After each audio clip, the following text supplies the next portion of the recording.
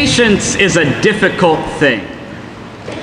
I was always taught to never pray for patience because the Lord may give you situations to test your patience.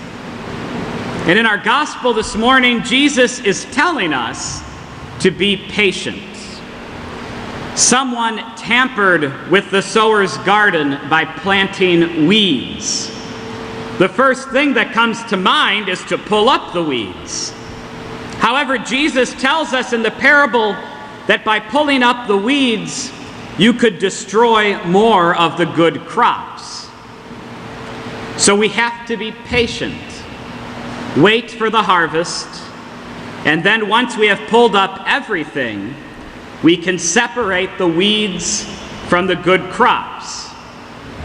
For those who are like me, that requires patience, and I too often have very little patience. But anyway, Jesus is giving us an image to understand the second coming and how some of us may choose to go to hell, but hopefully all of us will choose to go to heaven. The only problem with this parable is that it leaves out the aspect of free will. Weeds are weeds, good crops are good crops, but we are human beings with free will and the ability to choose if we want to be a weed or a good crop. That being said, too many people choose to be weeds, and unfortunately we don't have to look too far to find them. So why does God allow them to remain among us? Why doesn't God pull out the weeds so they don't contaminate the garden? Why do we have to wait for the harvest? Going back to free will, God desires us to always choose Him. God is love, and with love comes mercy and patience. Unlike some of our Protestant brothers and sisters, we don't believe in predestination. God did not create any of us with the predetermined judgment that we are going to heaven or hell. This gospel that we just heard is often used to support that argument, but that's not love. None of you parents in the church today decided at the moment of your child's birth if you're going to love them more or less than your other children. Nor did you decide that this child is going to get a good education and this child isn't. Because that's not love. And God didn't do that with us.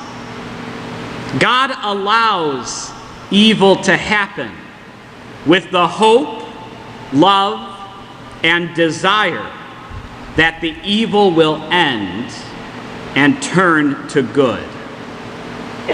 Now this brings up the question of allow versus create. God can't create evil. God is love, and love cannot contradict itself. Love cannot create evil. But because of original sin and the annoying manifestations of the devil, which both came from a free choice, God allows the evil that has entered the world to exist. But God does not and cannot create evil. God also cannot stop evil because of his gift of free will. Free will is among the greatest gifts that God gave us because it makes us free. Our God doesn't say you have to love me and only me. God gives us the choice to love him and to live in union with him for eternity, or not to. The choice is ours. Today, we're all making the choice to live in union with God and to receive Him in the Eucharist. And I commend you for making this choice.